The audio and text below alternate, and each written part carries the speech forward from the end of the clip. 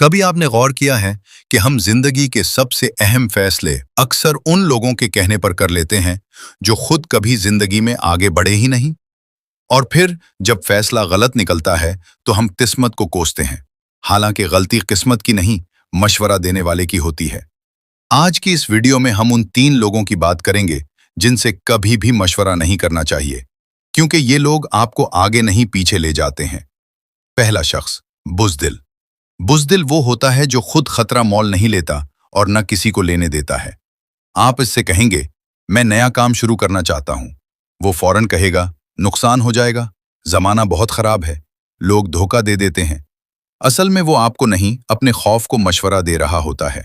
याद रखें, बुज़दिल इंसान हमेशा महफूज रास्ता बताता है, चाहे वो रास्ता नाकामी की तरफ ही क्यों ना जाता हो। ऐसे लोग आपके हौसले के नहीं, आपके ख्वाबों के दुश्मन होते हैं। दूसरा शख्स, बखील। बखील सिर्फ पैसे का नहीं होता, बखील सोच का भी होता है।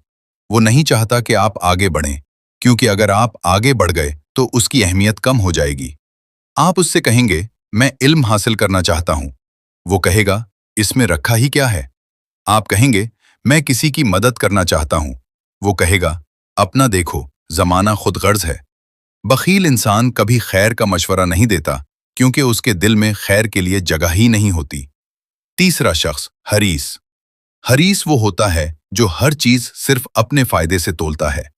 वो मशवरा भी देगा तो ये देखकर कि उसमें उसे क्या मिलेगा। अगर फायदा हो तो कहेगा, बिल्कुल ठीक है, और अगर फायदा न हो तो फौरन कहेगा, ये वक्त जाया है। हरीस इंसान आपको कभी सही रास्ता नहीं बताएगा, वो आपको अपने रास्ते पर चलाएगा। मशवरा हमेशा उससे लो जो खुद भी ईमान, हौसला और इखलास के साथ जिंदगी गुजार रहा हो, क्योंकि गलत मशवरा गलत फैसले को जन्म देता है और गलत फैसला पूरी जिंदगी बदल देता है। याद रखें, हर बात सुनने के काबिल नहीं होती और हर मशवरा मानने के काबिल नहीं होता। अगर आपको ये वीडियो सोचने पर मजबूर कर गई हो तो इसे अपनों के साथ जरूर शेयर करें, शायद किसी की जिंदगी का फैसला बच जाए।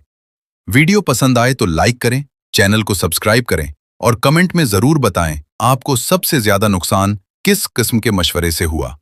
अल्लाह हम सबको सही समझ और सही फैसलों की तौफीक दे। आमीन।